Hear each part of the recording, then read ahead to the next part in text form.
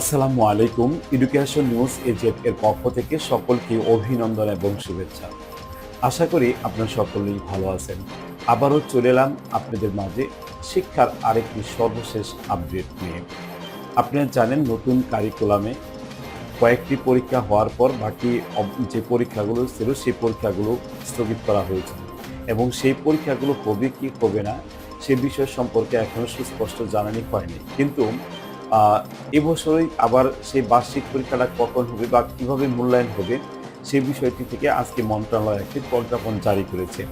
বিস্তারিত জানতে ভিডিওটি শুরু থেকে সাথে থাকুন। আর আমার চ্যানেলে যদি আপনি নতুন হয়ে থাকুন তাহলে আপনাকে একটা অনুরোধ করবো এই চ্যানেলটিকে সাবস্ক্রাইব করে রাখার জন্য। পরবর্তীতে যে বেশ কিছু পত্রিকা আজকে প্রকাশিত, যেমন ডেইলি ক্যাম্পাস পত্রিকায় প্রকাশিত যে ডিসেম্বরেই হাই স্কুলে ফিরছে বার্ষিক পরীক্ষা, কালবেলা পত্রিকায় প্রকাশিত এবছরই ফিরছে পরীক্ষা।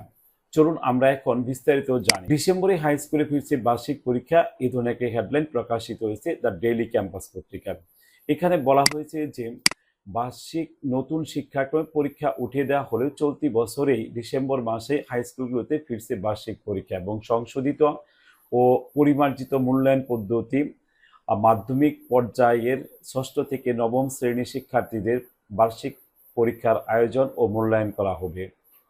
সংশোধিত এবং মূল্যায়ন পদ্ধতির রূপরেখা শীঘ্রই হাই স্কুলগুলিতে পাঠানো হবে।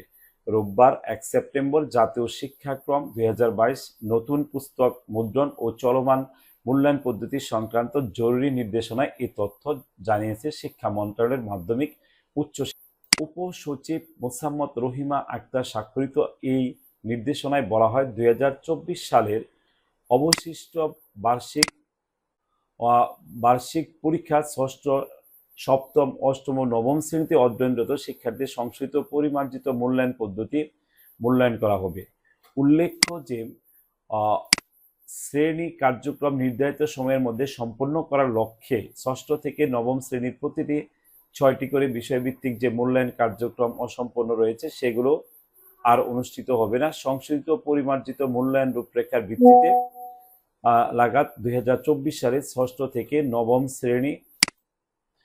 এতে আরও বলা হয় যে ষষ্ঠ, সপ্তম, অষ্টম ও নবম শ্রেণীর চলমান পাঠ্যপুস্তক 2024 সাল ব্যাপী বহাল থাকবে। 25 সাল থেকে যত সম্ভব সংশোধিত পরিমার্জিত পাঠ্যপুস্তক সরবরাহ করা হবে।